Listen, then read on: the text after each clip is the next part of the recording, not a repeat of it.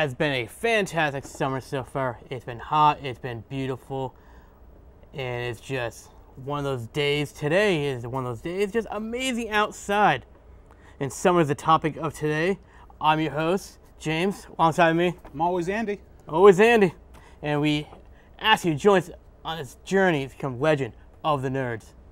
Andy, it is a nice summer day again, but summer is coming to a wraps. What does that mean? That means in the WWE world, it's Summerslam. It's time for the biggest summer block party, they say, of the year. That's right. It definitely is. It's an amazing pay-per-view. I remember WCW did something like it as well, and they always just jump right on top of it. Yep. How was pay-per-view for you? Pay-per-view was amazing. I mean, the biggest thing is it's a history-making pay-per-view this year. They're doing a 4-hour SummerSlam. And normally it's what, 3 hours? Normally it's 3 hours. Normally 3 hours. Every pay-per-view is always 3 hours, Yep. except for obviously the biggest one, which is WrestleMania, which is 4. So why not? Let's pull out all the stops. Probably Triple H and Stephanie said, and make SummerSlam 4 hours. See how it goes. And I have to give them props because it was non-stop action. It was amazing. Did they choose a great summer city for this? Yes, Brooklyn of all places. Brooklyn. Brooklyn. I know, East Coast kind of thing. But, I mean, it was a great place because it was in the Barclays Center. It's the home of the basketball team, the Brooklyn Nets. So it's a brand new stadium. It's only been built for probably 2 years or so. So it's a beautiful arena, big arena. So it was a great place to host SummerSlam. But, yeah, I mean, 4 hours was a lot to watch, obviously, but it was still amazing.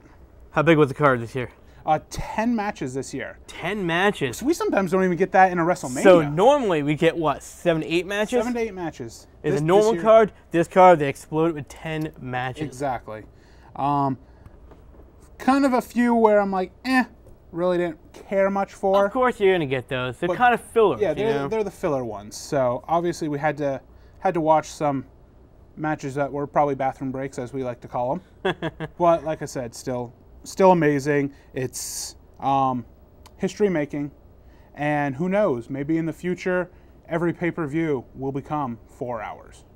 That would be a lot to handle. Yes, but that just means more profit for WWE. Yep. I think if WWE wants to do that, they should probably get out of the G rating then. Exactly. Because I mean, G rating is great for kids and stuff, but it doesn't really sell a lot of tickets. Well, like I said, they can't do much. In the past, I've said with it being on the WWE Network now, you can go with your own rating. They even mentioned, which we'll get to later in the show, that NXT TakeOver, they ran past 11 o'clock at night on the East Coast, and they even mentioned if we were on pay-per-view right now, we'd be shut off because you can only go to a certain amount of time. Right. But because they're on their own network, you can go as long as you want. So why not make the show how you want to make it? Well, they're getting there. Hopefully they'll get there even more by getting rid of their rating. Because for me, there's only so many times you can watch two guys just have a regular match. Exactly. Before you need to kind of bust out the hardcore matches. And even with some of the pay-per-views now with like Extreme Rules and TLC, we don't get that typical hardcore match that we want to see anymore. Yeah. But Well, we say we run through the card. Let's go. I've got them right in order and everything too. You probably do too. So I don't have an order. No? But well, let's just start with the first match of the night because it was amazing. It was Sheamus, Mr. Money in the Bank, reliving his rivalry with Randy Orton. They've been going at it for the last couple months now, and it just came together at the biggest party of the summer, SummerSlam last night. The match, to me, it was about a 20-minute match, and it had its back and forth moments. During the pre-show, Sheamus even mentioned he's just going to bro kick Orton over and over and over, and he did. He didn't get. Did you count? Do you happen to count how many bro kicks? He didn't get him over and over and over. He did get two. Back to back bro kicks. Compared to how many RKOs? Just one. Just one? But it was an amazing RKO. You know how we love watching Orton catch his opponent off guard with those RKOs out of the middle of nowhere. So Sheamus is going for what he calls the battering ram, where he does the little slingshot over the top rope. Yep. And as he does that, Orton catches him right in the air. Okay. That was great. And Orton, as Michael Cole would say, vintage Orton, went for his patented DDT off the middle rope. Okay. Sheamus counters. What's he do? Sheamus goes to the top rope. Randy nails that DDT off the top rope. So a little bit more height on it. It was perfect. Good. But unfortunately, Sheamus does get him with back-to-back bro kicks for the That's what did it, huh? for the 1, 2, 3. That's a shame. I mean, either one of these guys, it's okay. Whoever takes the loss to me. I mean, they've both had their share of wins and share of losses, but was pulling I for just like one. to see Orton just make that one final step back to the top where he belongs. He is an amazing character. I love watching this guy work, man. I love watching him work. We've even mentioned he can go either way. He can be a face, he can be a heel, he can be neutral. Yep. Either way, he's an amazing talent. Absolutely. Next, we had the Tag Team Championships. Okay. The problem with this, it's a fatal four-way. So 4 guys, so or you 4 had, teams, yeah, right? so you had the champions, which were the Primetime Players, Yep.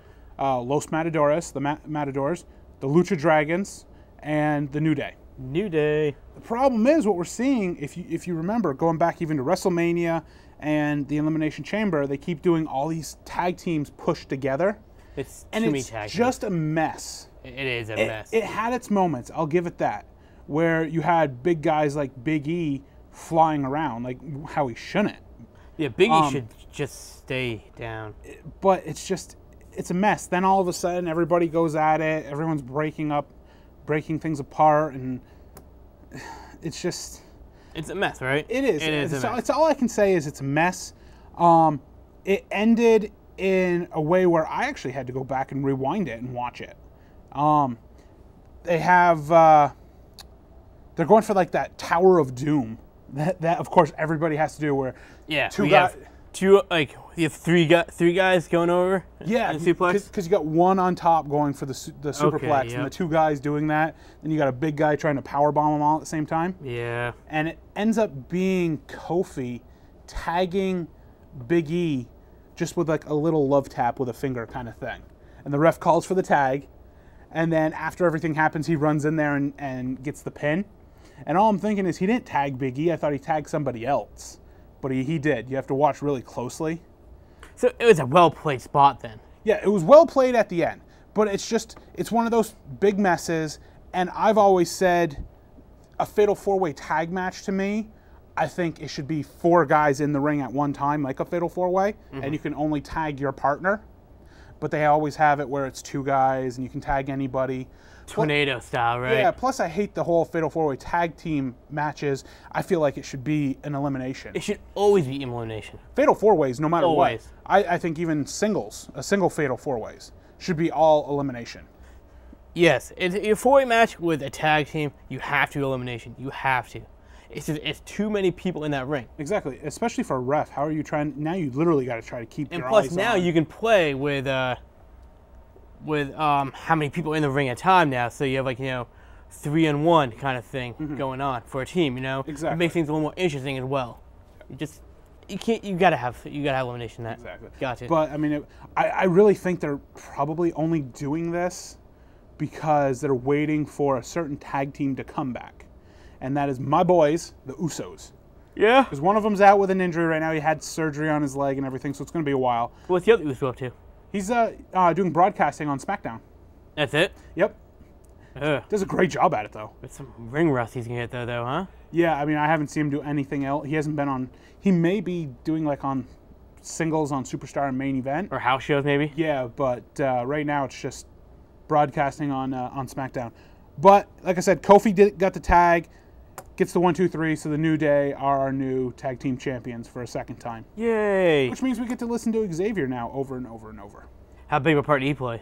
He played a big part. Him and El Torito, they got involved. Xavier ends up pushing, I think, one of the Matadors off the top rope as he's trying to go for a finisher. That's when El Torito gets involved, but he goes ahead and power bombs El Torito on the mat. So, Huh. yeah, the typical Xavier interference. Right, yeah. We remember how well he did way back as Apollo Creed. Apollo Creed in TNA. Yeah, in TNA. He was amazing. And now he's a lackey. Because that's what WWE is. They take the talent guys and they're like, you know what? We don't need you. Why don't you go be a clown? Exactly. It's the whole... It's Santino Marella. That guy was so talented. Mm-hmm. He was a wicked good wrestler. This is why I say they need the Cruiserweight title back. Yeah. Because the WWE, I think, is very small guy prejudiced, kind of. That they push the big guys. Some of these big guys who can't really do much. I'm seeing some big guys now, which I'll get to later in another match, start doing some more things.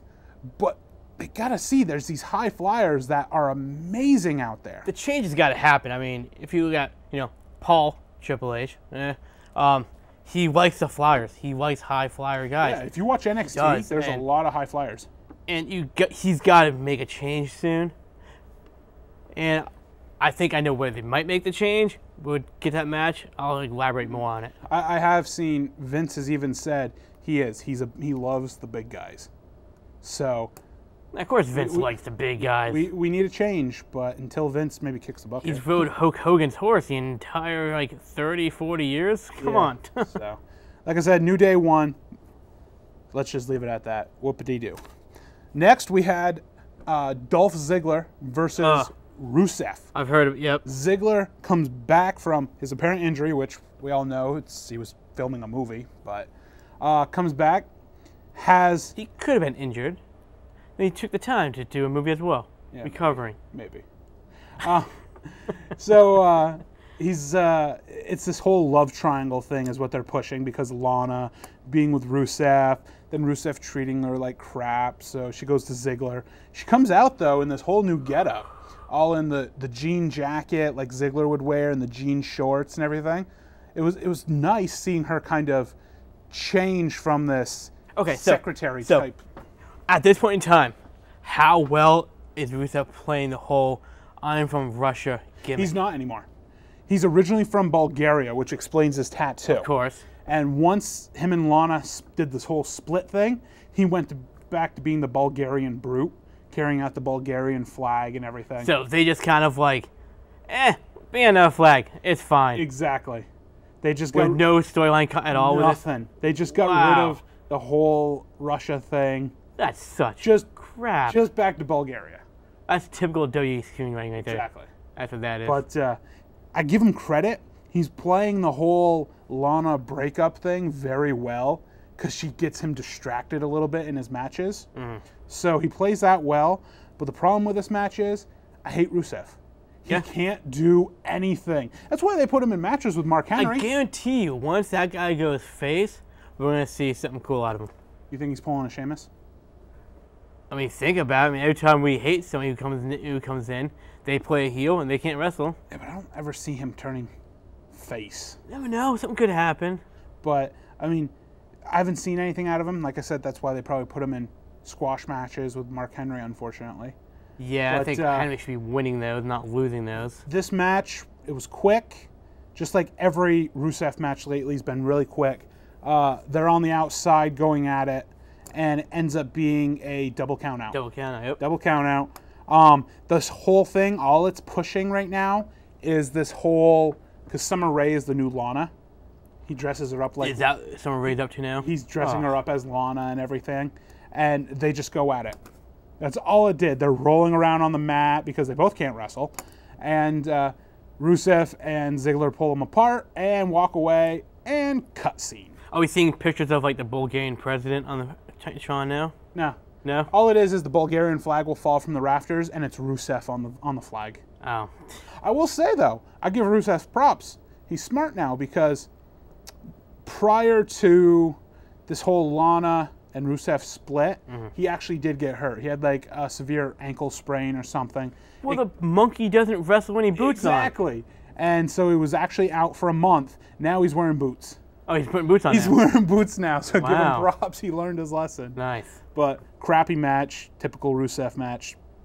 Which is too bad, because Ziggler is such a talented guy, too. That's where I keep hearing this whole thing where Ziggler wants to leave, which I'll be very upset if he does, because we both are huge At this Ziggler point, fans. I don't blame the guy. They're not doing anything with him. He's shown beyond the shadow of a doubt that he is a champion. Oh, exactly.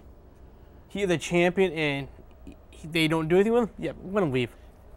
Either he's going to leave, or they're going to pull. I did not know this about Chris Jericho until I was watching Tough Enough episodes because he's the host. Jericho even told the Tough Enough contestants, look at my reigns as world champion. He's a 6-time world champion, I believe. And he said, none of them, I was a babyface. I was never a babyface as a world champion. Every one of them, I was a dirty heel. Yeah. And the same goes for Ziggler. He was a heel both his reigns. Yep. So it's either going to be he's going to leave, or they're going to turn him heel and he'll win a championship. Well, hopefully Ziggler's learned from his past of playing heel to better play a heel. Because I never liked him as a heel before. No. He just couldn't do the part right. No, his promos are so... That's the thing. He does promos like I guess a pro. He obviously is a pro. I can't think of the word, but they're amazing. Which brings up a good point, though. Why? This actually brings up a really good point. Anybody who sits there and trashes Vicky Guerrero can just, stop watching wrestling altogether. She was wicked talented. She made Ziggler look fantastic because she was the mouth of him until he got done his, vocal training for, promos. The whole problem with Vicky was the whole excuse me thing. That's where fans were getting, I think... Fans were eating that up. Every single stadium would blow up with that chant. So that was an amazing touch by Vince by having Vicky keep doing that. Well, just look at her family. The whole Guerrero family are amazing talents. That's one family you don't want to shake a stick at because those guys, they all brought something very important to the company. Exactly. So let's move on from a crap match to a match I was wicked excited about. I hope this is the one. It is King Barrett and Stardust. I can't wait to watch versus our boys Neville and Stephen Amell, the Green Arrow, which all of you better watch season 4 of Arrow. He came out in this the October, outfit, right? He came out in the getup. That's awesome. Comes out with the green hoodie. It's like one of those leather green hoodies that he wears on set. It was a leather green vest hoodie, right? Exactly. Yeah. Because I was wondering, and they gave him his own music too. Nice. He has on the Jumbotron, it says Stephen Amell, and it shows him attacking Stardust and everything. His own music. And it was like comic book form kind of on the Jumbotron. That's great. They did it perfect. And he comes out, and he did a great job. Like, you get some of these actors or celebrity types in WWE. Get to go in the ring for a match, yeah, right? They don't do really much. He did. He pulled out some good moves. Yeah. Let's just get to the point. Him and Neville won. Obviously, I didn't think anyone was going to think that. Yay! My big thing that he did, he's got Stardust and Barrett on the outside of the ring on the ground. Okay. And Neville is going to go climb the top rope and jump off and do some kind of aerial move onto them. He stops Neville. He's like, I got this. He runs up to the top rope. Huge crossbody off the top rope. And it's not like they're right there on the edge of the apron. They're quite a distance away, and he does a perfect crossbody. That's fantastic. You don't see guys do that. Maybe they'll do one in the ring. Celebrities do that. Yeah. Maybe you might see them do it in the ring because they bounce, because there's no bounce on the outside the ring. And he didn't hesitate. Climbs up there and just shoots it right off. He did an amazing job. He knew what he was doing.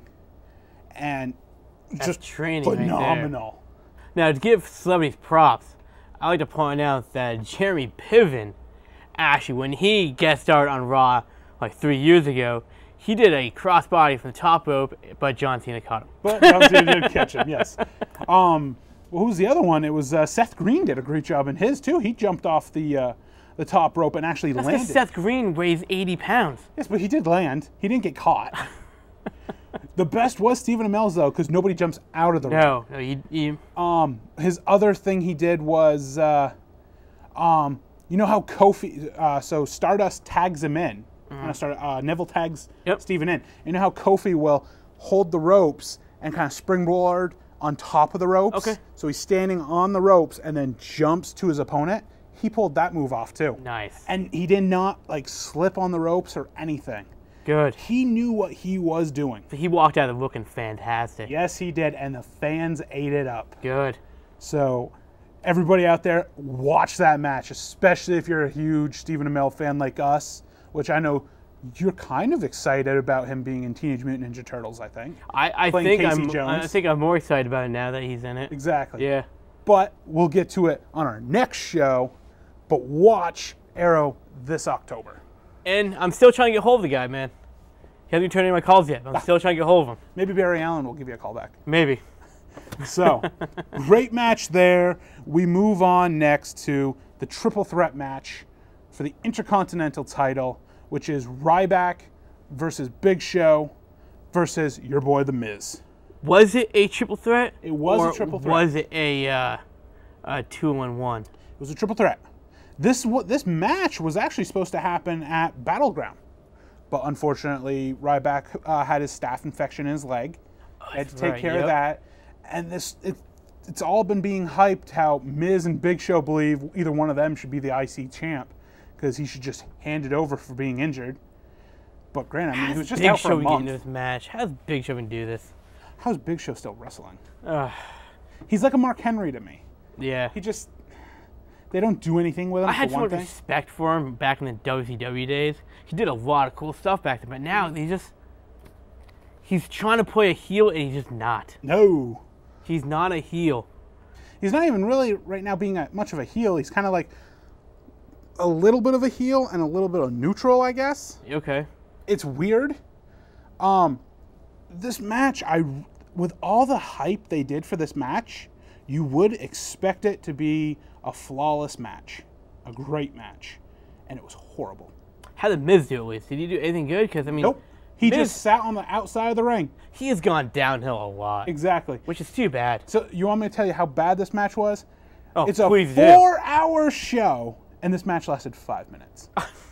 5 minutes. And all it was I hit you, I pin, someone kind of pushes me off, let's run around the ring a little bit.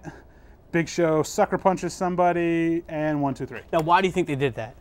Do you think it's because a little bit of ring rust and a little bit of maybe a little bit of Miz doesn't want to get hurt because he's more interested in the movies right now? I just really think I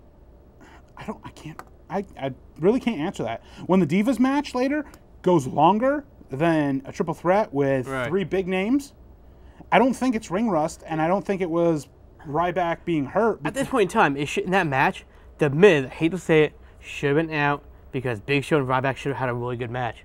Well, 2 big guys like that, and Miz isn't really, compared to those guys, not that big. The whole reason why I say it's not ring rust is is because Ryback did come back a week before the show, and he had a match against the Miz on Raw, and then the Thursday Night SmackDown before SummerSlam, he had a match against Big Show. It was a double countout where a lot of mistakes happen, but obviously there's no... Are all those guys really wrestling all that much, though?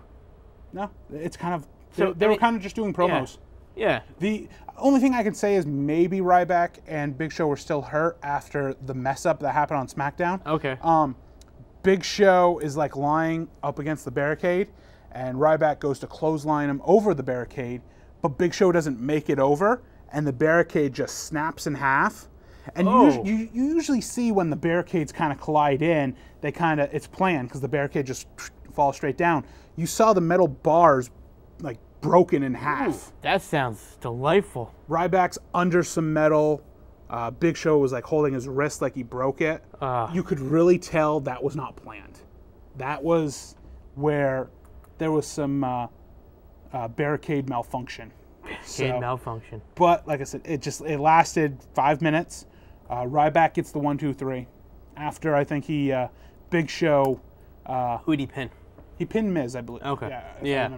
That makes sense. Because Big Show does his KO punch, I think, right to Miz, and then Ryback took out. Always getting punched in the face. And then Ryback took out Big Show, pins the Miz. 1, 2, 3. Whoop-de-doo. Fantastic. Horrible match. When I like the Divas match more than that match, something went wrong. No one should like a Divas match. But, yeah, 5-minute match. Horrible. Next, we've got the tag team match that everyone seemed to love. It was Roman Reigns and Dean Ambrose versus Bray Wyatt and Luke Harper. The Wyatt family back together. It was like a reunion where it's Wyatt's versus Shield, because they were going at it in NXT. They went at it in WWE. It actually, I'm not a big tag team fan match, but they pulled off a really good match. Wyatt's kind of dominated in the beginning because they got rid of Roman Reigns. So Dean had to go at it alone. And then Roman comes back, and him and Dean just demolish and clean house with the Wyatts. Now, what's happening in Roman? The guy was on a huge uphill to just become champion, like within the first year, and then it's just kind of shot down. The announcers even mentioned that, how he's had such a great 2015.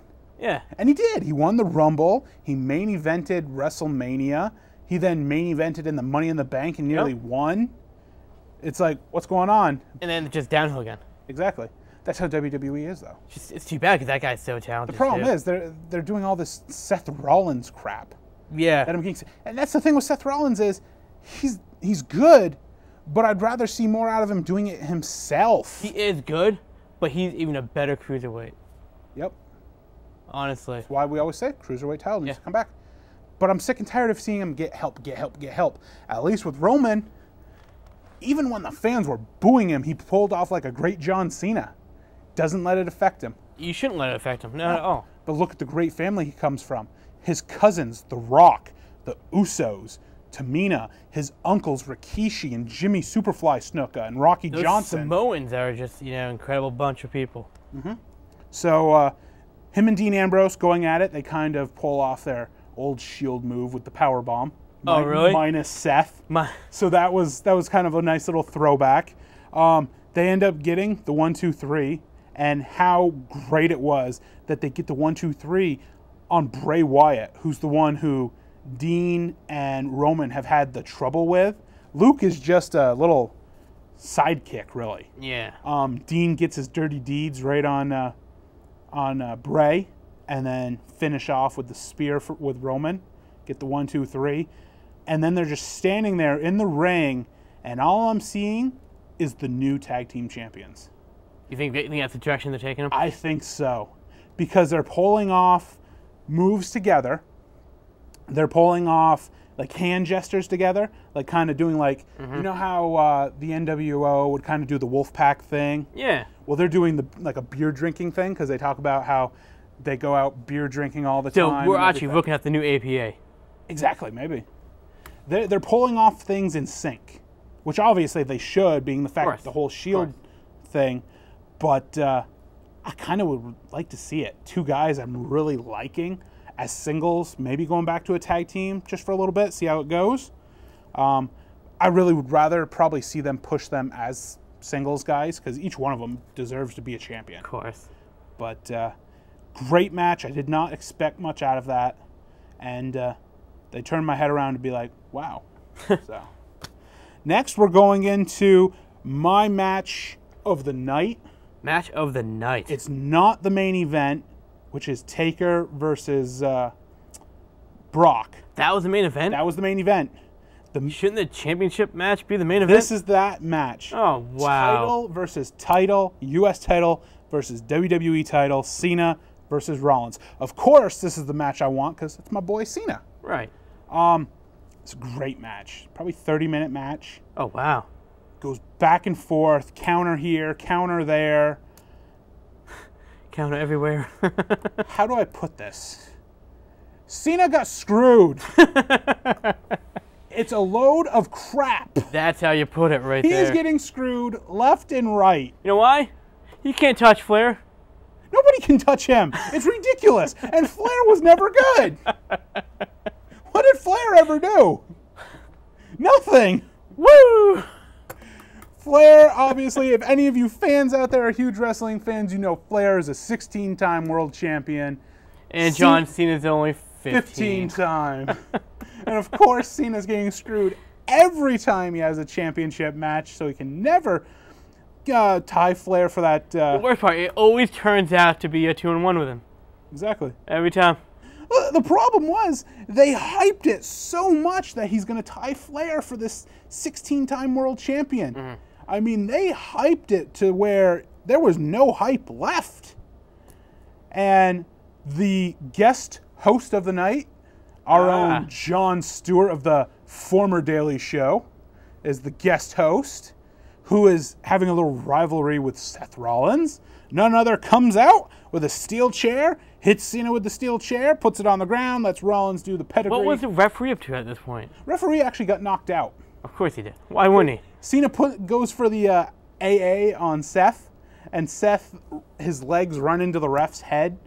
But not even hard, but like a little love tap, and the ref kind of rolls out to the ring. And Cena then does the AA, has the 1, 2, 3. I mean, I literally was yelling at the TV, screaming, "Why?" Do you know why? Because this is just building up for Cena's heel turn. It's never gonna happen. Get that out of your head. I want to cry right now. Anyways. But great match. Go out and watch it again. I'll be watching it tonight. Have a good cry if you're a Cena fan. The worst part is now we got to listen to Seth because it's the first time anyone's ever held the world title and the U.S. title together. And apparently Triple H and Stephanie said he'd get his own statue outside WWE headquarters if he Why won. wouldn't he? So we'll get to listen to him brag and brag and brag some more. So let's get on to the best match of the night. The best match of the night. The Divas match, James. The Divas? No. Well, it's your best. It was a Cesaro, wasn't it? It's your best match because you get to go and use the toilet. And I missed it. So it's Team PCB, which is Paige, Charlotte, and Becky. Okay. Versus Team Bella, which is the Bella Twins and Alicia Fox. Bella Army. They call themselves a million different things. But it's Alicia and the two Bellas versus Team Bad, which is Tamina, Naomi, and Sasha Banks. It's a triple threat, 9-diva elimination match. Try to say that 5 times fast. It was a good match. The problem was... It was a female match? No. The problem is, once one diva gets eliminated from a team, the whole team is eliminated. Okay, that's all lame. That's stupid because it should be like a Survivor Series kind of thing where you got to eliminate the whole team. Exactly. But it ends up going Team Bad loses first, so they're out. And then PCB beats the Bellas. So good for the rookies beating all the veterans. Yeah. This is part of the Stephanie McMahon's whole Diva Revolution. And I give props why I say it was a good match because these divas, the veteran divas that are in this match are the good ones that actually know what they're doing. And these rookies from NXT are amazing. Because they don't look like rookies at all. No, they don't. The thing is, because down in NXT, because they're not on a big stage, they know they have to go out there and steal the show every night. Every time. That's why you're getting divas in NXT who remind us of the divas of the Attitude Era.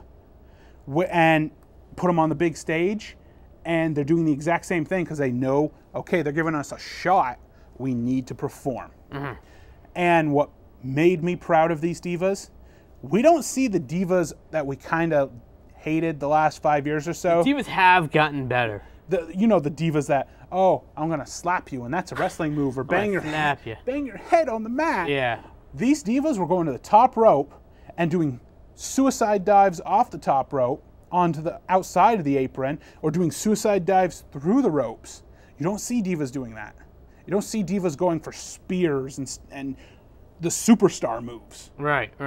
And that's where I really think this whole Divas Revolution thing is going to make you and I and everybody else out there love to watch the Divas matches So it's like again. Trish and Lita's coming back. Exactly. That's what we want to see. Exactly.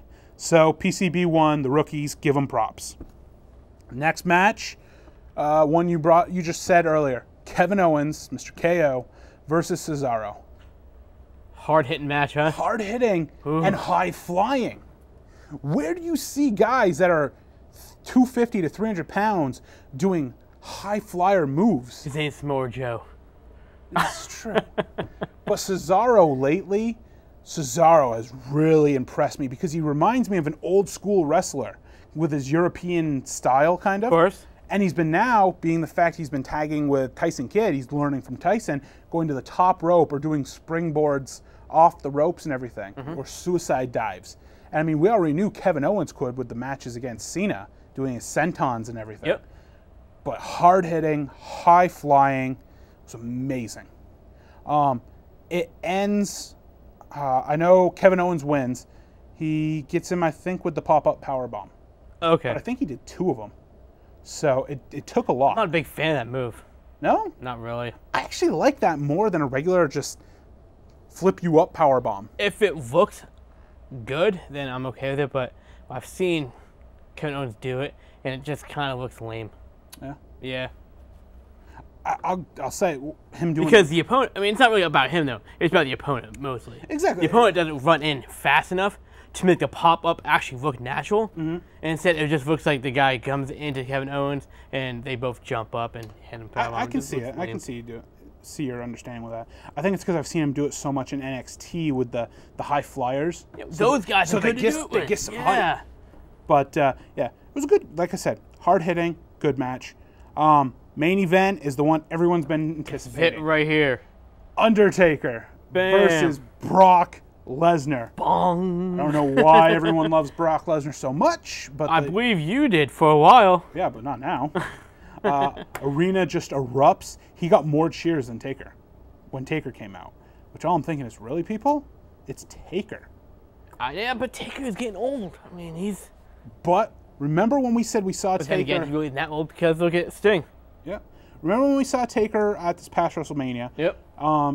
Fully healed from his cancer, doing Yep. his chemo, and he looked great. He did look good. He looked even better in this match. Nice. He pulls off all his old school Taker moves, Snake Eyes, Nice. going old school on the top rope, Snake Eyes with the big boot, everything. Oh, wow. This match is going back and forth. I give Brock props. He pulled out some wrestling moves. He only did 4 suplexes. So he actually did other things. That's fantastic. I give him props. They go to the outside. Paul Heyman's been training him, huh?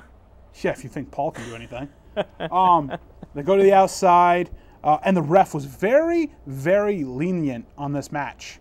Because if you go to the outside and you use your finisher on the announce table, what are you doing as a referee?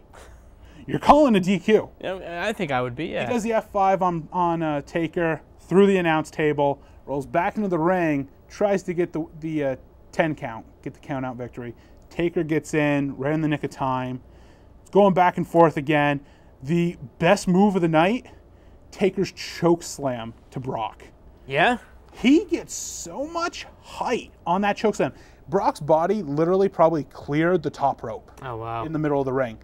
And he throws him down so hard. When you come down on a choke slam, you land on your back. You land like a board. Yep. Brock lands on the back of his neck. His feet are up in the air. That's how high he got, where he couldn't get his body back down. That's how fast Taker is throwing him on that mat, too. Taker did a hard choke slam.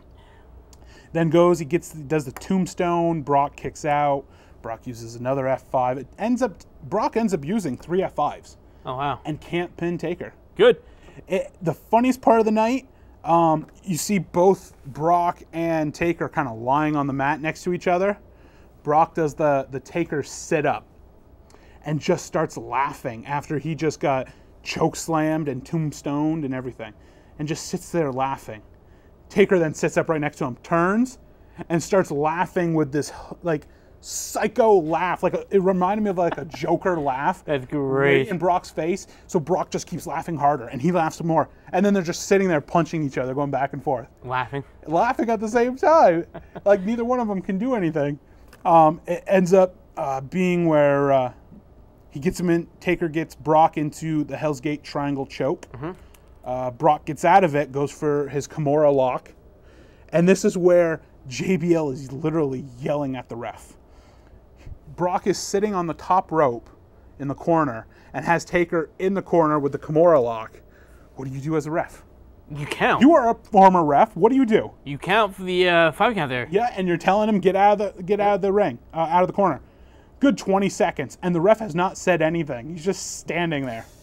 JBL is literally standing there yelling at the ref for a 5 count. Yeah. And I mean, it's a submission. He's got Taker in a submission where he can break his arm, and the ref's doing nothing. Taker, I think they end up falling to the ground at one point. And one of the things is, in this Kimura lock, you got to see if Brock's arms, his shoulder blades, are on the ground, because Taker's kind of rolling him, trying to get for the pin. So the ref's over there checking, and he's going for the 3 count, because Taker has him now in the pin. And all of a sudden, after the 1 count, the bell rings. This is the big controversy of the night. It's been a great night. Why not end it in controversy? Might as well. The bell rings. And the ref stands up with this, like he's seen a ghost glare in his eyes. And he says, I didn't ring for the bell. And Brock gets up thinking he's won. Apparently, so the ref is seeing the shoulders for the 5 count. Taker, for the first time in his career, is tapping out. But the ref can't see it because it's on the other side of both bodies. Okay. But the ring guy, the bell guy, sees Taker tapping. So he rings for the bell without the ref saying anything. Even though it's the ref. The ref is supposed to say, ring the bell. Well, he then kind of restarts the match.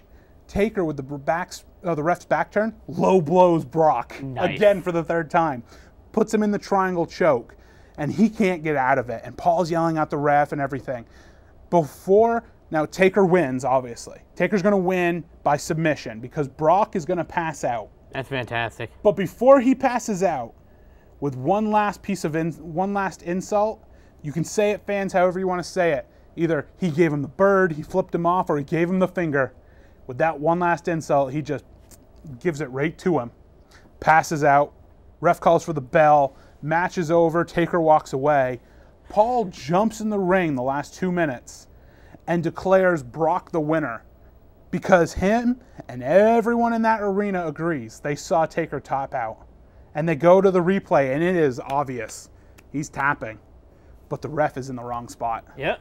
Refs count. End of the show. So why not, with the biggest party of the summer, end it in controversy? Why not? That's because we have a rematch again. So it was a great night. Great show. Fantastic. Awesome. Now with that done, our favorite part of the show, Andy. Oh, it's definitely my favorite part. Our top 5. Top 5 is up next. Today's topic, top 5 pay-per-views. Now we're not just going to talk about WWE, but we're going to go WCW and maybe ECW if they get in there. We don't know. Let's find out. Okay, so my top 5. I'm starting at number 5. No Way Out. No Way Out. It was a February pay-per-view before WrestleMania. I used to enjoy this because it set up for WrestleMania. You always had a great show. You didn't know who the champion was going to be going into WrestleMania, but you always knew who the challenger was because the month before you had the Royal Rumble. So it was always very good suspense for me, and I'll always remember Eddie Guerrero winning his very first WWE World Championship against Brock Lesnar at a No Way Out. Number 5, the old school King of the Rings.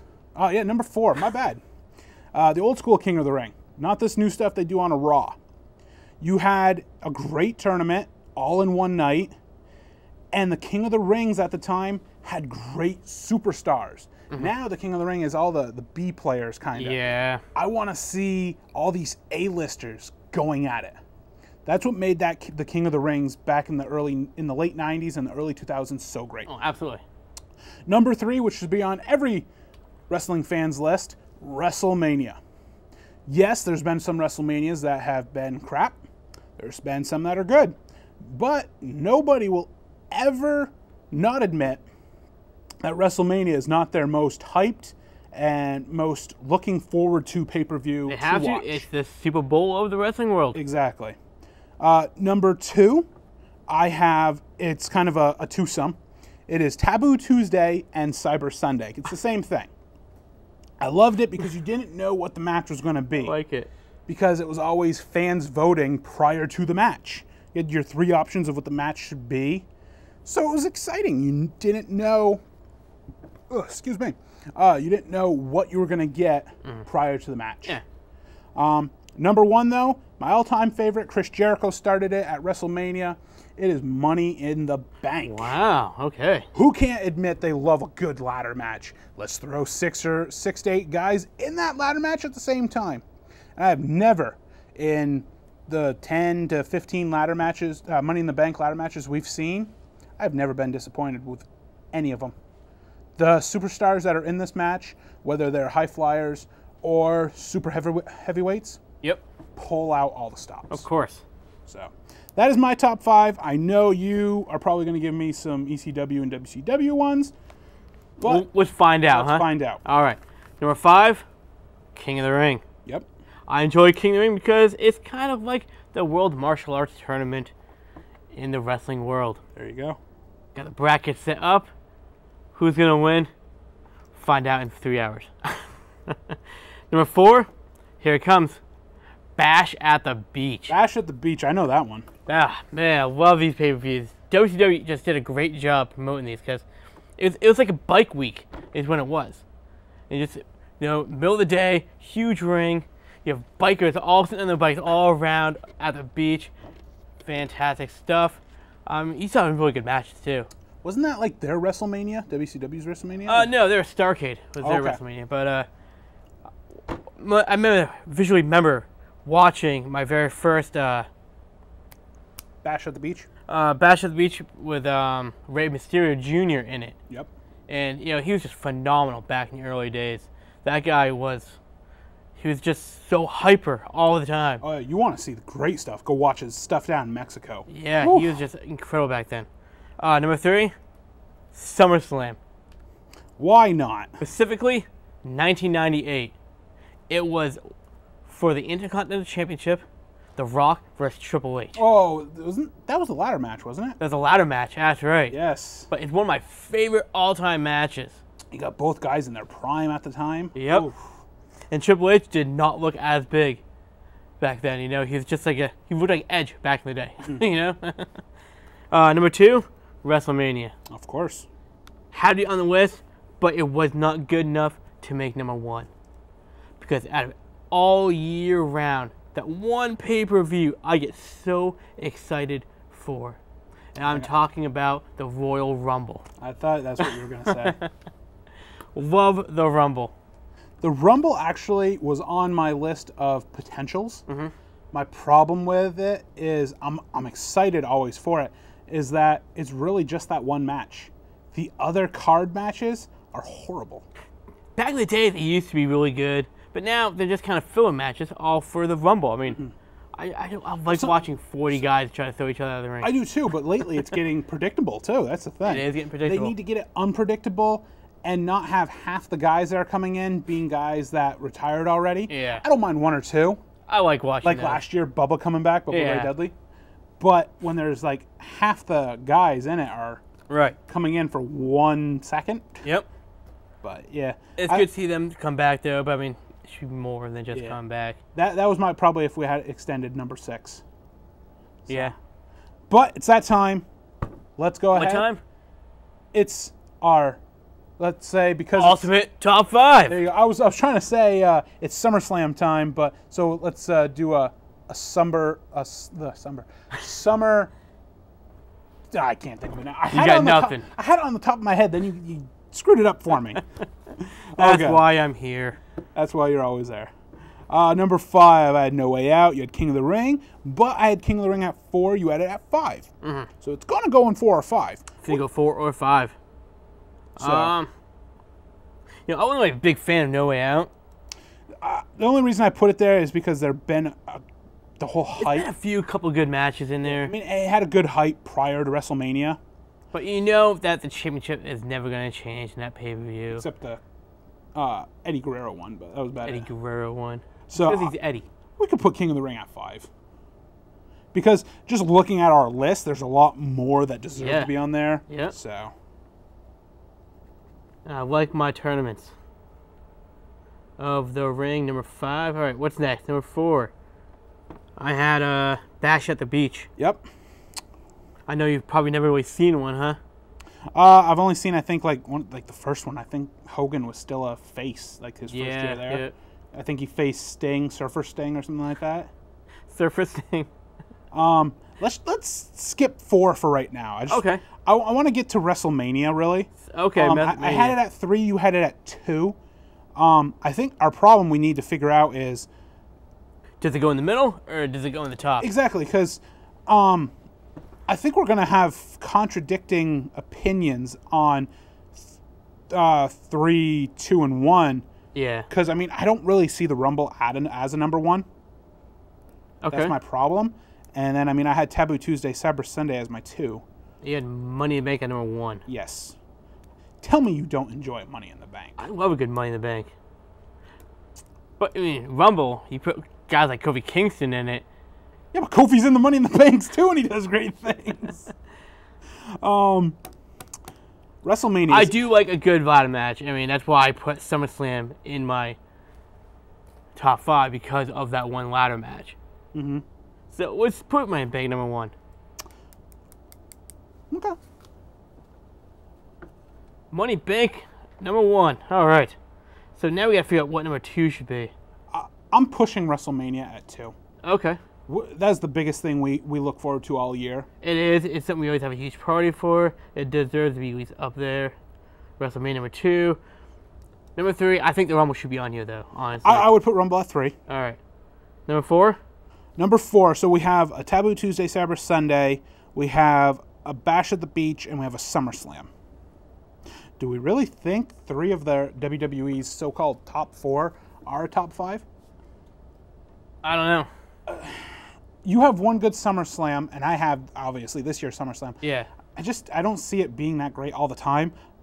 You know, I think Bash at the Beach should go on Let's there. give WCW their props. I mean, that was such a great stuff. So that's our 4. That's our 4. That's it. You just did top 5. Okay, so there you go, fans. We got it. Number 5 is the Great King of the Ring tournament. Right. Number 4, let's give WCW their props, even though they're not here anymore. Always with our hearts, though. Yep, Bash at the Beach. At number 3, who doesn't love a good Royal Rumble? At number 2, the Super Bowl of wrestling, WrestleMania. But at number 1, you can't say no to a great ladder match, especially when you add 6 to 8 guys in it. That's right. So there it is. Well, we got a couple minutes left. We do have a few minutes left, and we have to have one more topic to go over. One more. Because I said tonight is all about history-making events, NXT TakeOver has done something they have never done before. And that is... Takeover? Takeover, yes. But that is to main event at a big arena like the Barclays Center. They always do the little house shows. This night was a tribute to the American Dream, Dusty Rhodes, who has trained everyone in NXT. And where they got today, being able to perform on a big stage, they wanted to pay homage to him. That's right. Because it's because of him, they are where they are. That night was amazing. We don't have enough time, unfortunately, to get through all the matches. But let's just go. We had a tag team title match. Vaudevillains won their match. Bayley became our new NXT Women's Champion. And in the main event, we had a ladder match. Kevin Owens gets his rematch against the great Finn Balor. Finn pulls off a great ladder match, gets his victory. I like Finn Balor, man. That guy, he can perform. He ends up pulling off his finisher, the coup de grace, which is the double foot stomp. He usually does off the top rope. He did it off the top of the ladder. So it was like double the distance. He ends up throwing, I think, Kevin off the ladder, and Kevin then bounces off another ladder that he placed in between the rope and the ladder. It was a hard bounce. It was a great show. I see them doing this maybe more often because the Barclays Center was sold out for that show. We can only hope so. They, like I said, they do an amazing job down there in NXT. And it was history making. And I really hope NXT rises to be the brand I know they can be. So, anything you'd like to add? No, I mean, Joe had his first match back? First match in pay-per-view? Yeah, it was his first, I think his first takeover, because the takeovers are like their pay-per-views. Yeah. Pulled out, he did a great job. Man, Samoa Joe's awesome. He's going to... I can't wait for them to finally promote him back up. In the big screen, that's right. But with that, it's the end of the show there, ladies and gentlemen. It's our worst part of the show. We hate leaving you. That's right, we do. But with that being said, I'd like to say thank you for watching our show. But remember, go to our Facebook page or our YouTube page. You can catch up on every single episode or just keep watching them over and over like we do. Catch up on all of his quirky little chicken races. I saw you chasing a little chicken with the or glasses. something. Yes. Always got the glasses on. So Like us on Facebook at Legends of the Nerds, or subscribe to our YouTube page at Legends of the Nerds. And don't forget, in about a month's time, we'll be down not hosting, but hosting our show live. That's right. At this year's Vermont Comic Con at the Sheridan down in Burlington. We hope to see you all there. Ask us all your questions. We'll sign autographs. Free autographs. Free autographs from us. Who's doing that? Nobody else does that. We're not charging We at do, all. though. It's free. So come down and enjoy a great day. I believe it opens up at 10 o'clock. And we'll see you there, and stay nerdy.